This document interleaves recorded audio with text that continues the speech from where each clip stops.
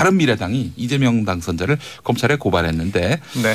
자, 일단 어떤 걸로 고발했는지 뭐 불륜 관계가 아니라고 말한 것이 허위 사실 공표니까 이거는 선거법 위반이다라고 네. 이렇게 얘기하고 있는데, 그래서 야당 주장대로 이 당선 무효가 될 가능성이 있는 건지 한번 좀 짚어주시겠습니까? 글쎄요, 이게 공직선거법에 허위사실 공표죄가 있어요. 그래서 당선될 목적으로 예. 또는 다른 사람을 당선시킬 목적으로 예.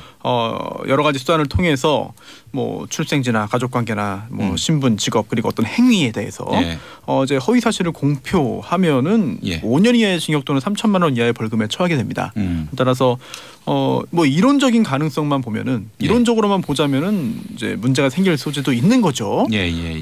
게다가 바른미래당이 그거 하나만 가지고 고발한 것도 아니에요. 예. 그러면서 과거에 그 이재명 당선자가 성남시장으로 일할 때 성남 FC 축구팀 관련해서 그 여러 기업으로부터 광고비를 이게 지출하게 했는데 예, 예. 이게 제3자 뇌물이다라고 하는 걸로도 고발을 했고요. 예, 예. 또 친형을 정신병원에 강제로 입원시킨 게 이게 직권남용이다라고 해서 그것도 고발했어요. 네. 그것도 끝이 아닙니다.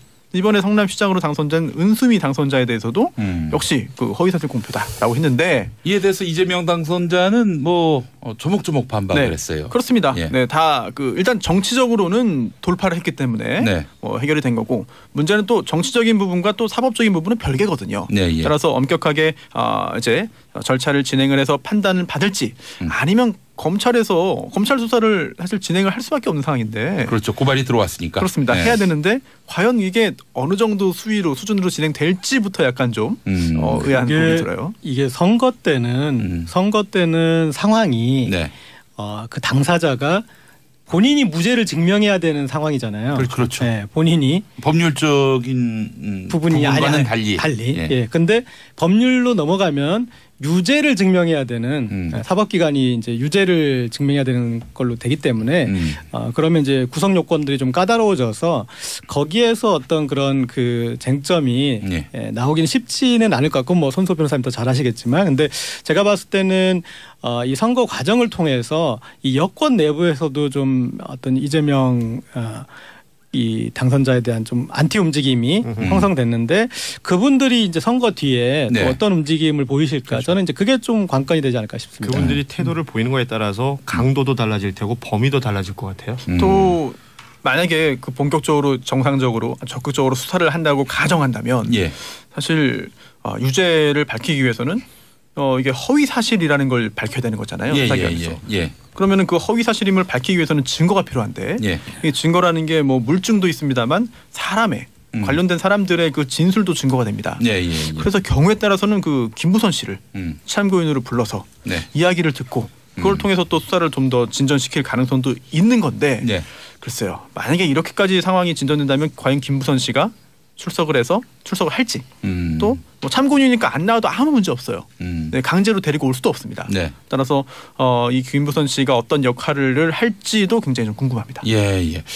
자, 이재명 당선자 같은 경우도 뭐 향후에 뭐 대권에 대한 꿈이 있다면은, 뭐 그렇지도 않더라도 뭐 도지사 재선을 노린다면은 이 문제는 털고 가지 않을 수가 없어요. 선거 때마다 나올 거예요. 그러니까 그렇기 때문에 본인 자신도 그 고소를 검토하지 않을 수 없는 그런 상황에 몰린 것 같고. 네, 왜냐하면 지금 고발당한 게, 이재명 당선자가 고발당한 게 허위사실 공표죄인데 이게 250조에 있거든요, 공선법. 251조 바로 다음 조항이 후보자 비방죄입니다. 그래서 이론적으로 보자면은 사실 이 부분에 있어서 그동안 그 이재명 시장에 대해서 후보에 대해서 여러 가지 그런 공세를 폈던 그런 사람들이 오히려 후보자 비방죄로 처벌받을 가능성도 있긴 한 거거든요. 그거 어떻습니까, 처벌이?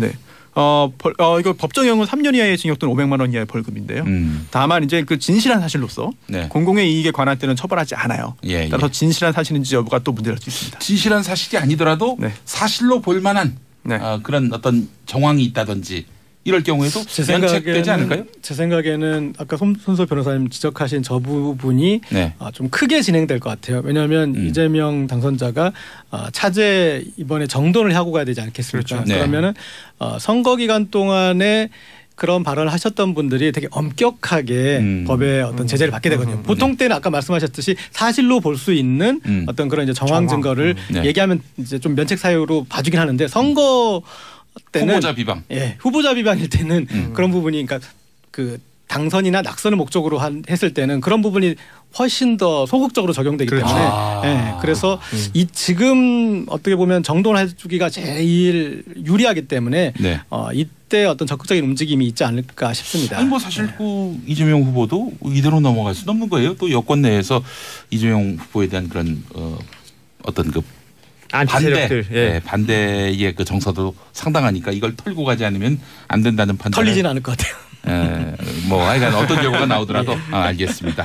김영환 후보는 기자회견에 사진 한 장을 들고 왔는데 2007년 12월에 인천 앞바다에서 김부선 씨가 찍혀 있는 사진입니다. 이걸 이재명 후보가 찍어줬다는 건데 찍어준 적 없습니까?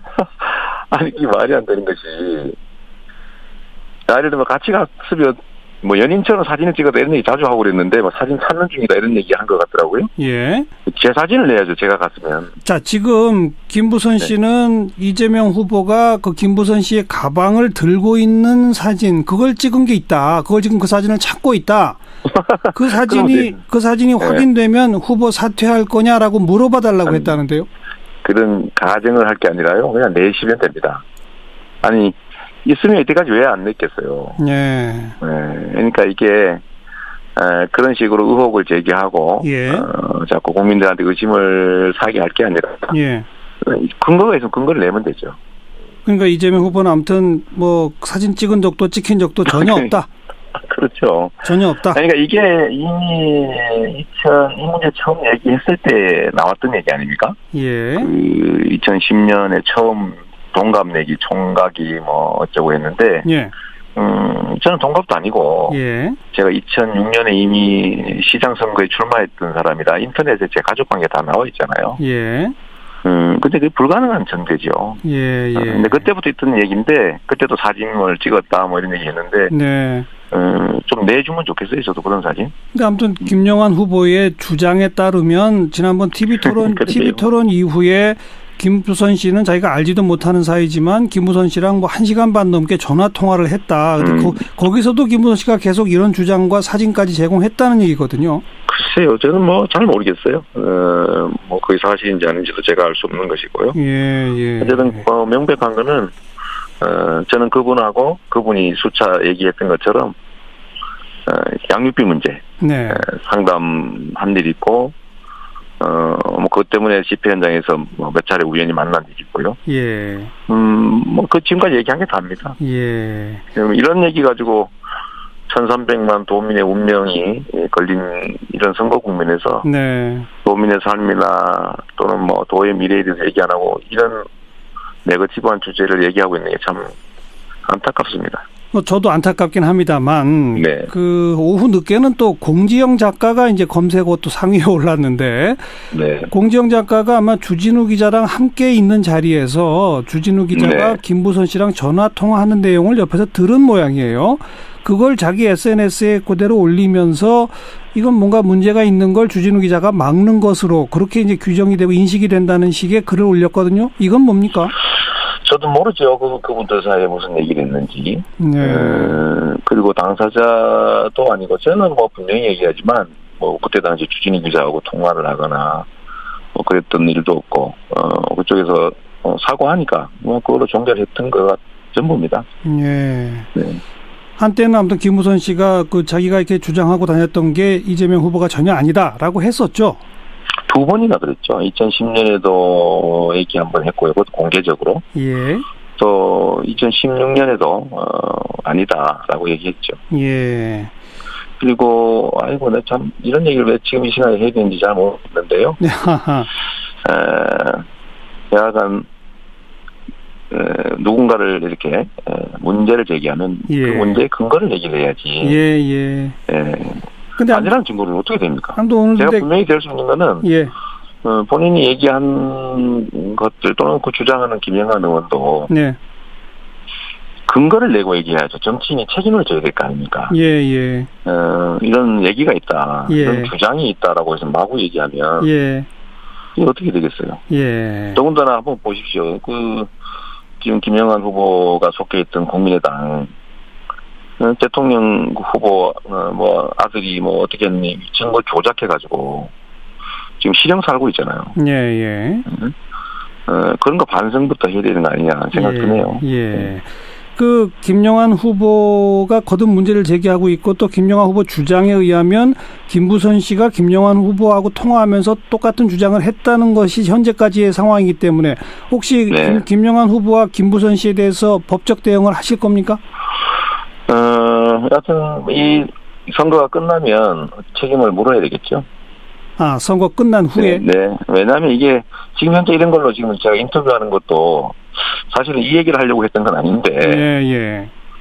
이런 논쟁 자체가 사실 선거를 흐리게 하지 않습니까? 네. 이게 지금 도의 정책이나 이런 것들을 얘기하는 게 아니고. 예. 누구한테 들은 얘기, 남한테 들은 이야기, 이런 것들로 논쟁을 하면. 예. 도대체 끝이 있겠습니까? 예. 저도 바로 이걸로 핵심을 잡아서 인터뷰하려고 이재명 후보를 섭외해서 준비했던 건 아닙니다만. 네네. 앞에도 언급한 것처럼 오늘 하루 종일 워낙 이것이 논란이라. 전에도 토론회 끝나고 이틀 동안 난리 아니었습니까? 3일 그랬죠. 그래서 이재명 후보에게도 발언의 기회를 드려야 되겠다 싶어서 사실은 적극적으로 지금 질문을 드리는 겁니다. 네. 저희는 이미 입장을 냈고요. 네. 사실을 주장할 게 아니라 근거를 내는 게 합리적이다. 네. 네. 아까 저희가 그때 토론회 때도 보여드렸지만, 어떤 사람이 누군가를 이렇게 가해하는 장면을 부분만 보면 반대로 보일 수 있잖아요. 알겠습니다. 전체를 보고 저는 우리 국민 여러분들의 판단 수준이나 이런 것들이 과거와는 다르다고 생각해요. 알겠습니다. 아무튼 요약하자면 아무리 써도 조작되지 않죠. 요약하자면 김부선 씨랑은 양육비 상담과 관련해서 집회 현장 등에서 몇 차례 만난 게 전부 다다. 이 말씀이고. 네, 그렇습니다. 그리고 제가 하나 더 말씀드리면요. 네. 제가 그때 당시 시간이 많지가 않아서 네. 만약 제가 그런 시간이 많았으면 양육비 상담도 제가 직접 해줬겠죠. 아하. 근데 그때 시간이 없어서 제가 사무장한테 그 일을 맡겼고요. 사무장. 그래서 김부선 씨가 성남까지 와가지고 예. 사무장하고 상담을 하고 가셨어요. 예. 그러고 난 다음에 제가 사무장한테 보고를 받으니까 이미 양육비를 다 받은 상태였더라. 얘기를 하다 보니까. 그래서 제가 그거는 못 해주게 된 거고. 그게 전부입니다. 그리고 김영환 후보나 김부선 씨에게 대해서는 선거 끝난 후에는 법적 책임을 묻겠다.